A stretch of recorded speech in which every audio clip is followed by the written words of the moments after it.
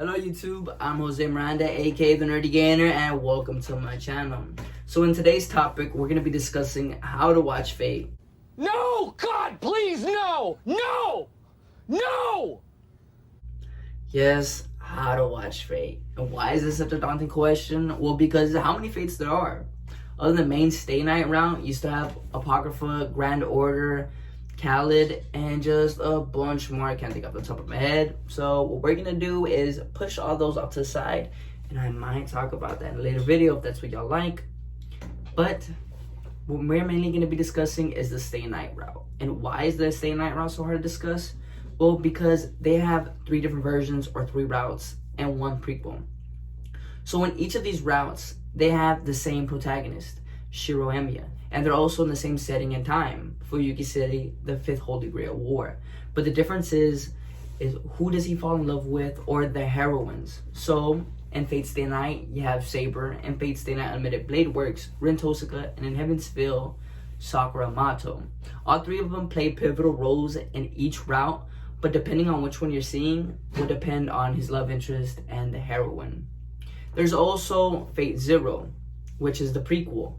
It's in Fuyuki City as well, but it's debuting the 4th Holy Grail War right around 10 years before the main setting in Stay Night.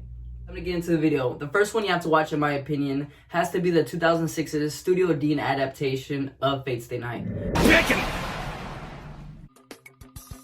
Now I know a lot of people like to bag and shit on this version, but just hear me out. If you don't watch this, then you'll never get anything with Saber as the main heroine. Currently, Studio Ufotable does not have anything in the makings with Saber being the main heroine or anything to do with Saber's route. So right now, this is basically the only thing you got. But why should you watch it first? Well, to put it plain and simple, it came out first. So it doesn't depend on any other route. It doesn't even depend on you having to know anything about Fate. It slowly brings you into the verse and slowly shows you the mechanics of Fate. It also builds up a lot of things like Iliasville and Shiro Emiya's relationship, even Sakura and Rin. So in my opinion, that's why this one should be the first one to watch. Up next, we got Fate Zero, made by Studio Ufotable. Now, this one's the first one made by Studio Ufotable, actually taking place 10 years before the other routes and is in the 4th Holy Grail War. For those reasons, a lot of people say you should put this one first.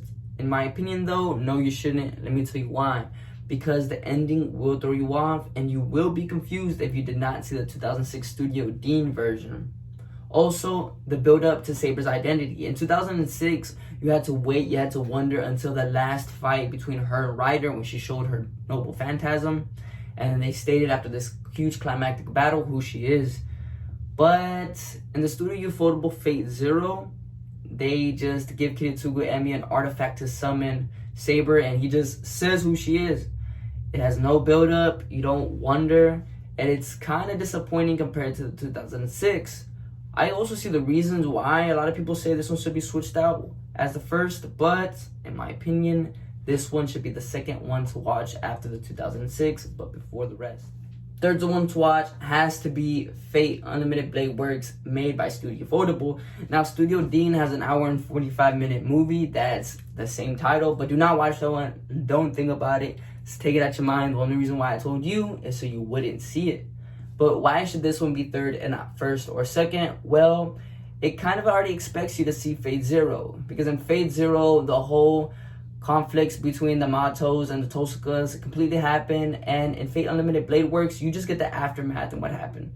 Also, Iliasville and Shiro Emiya, their relationship really comes together. If you've seen Fate Zero, then this one. Even how he summoned Saber.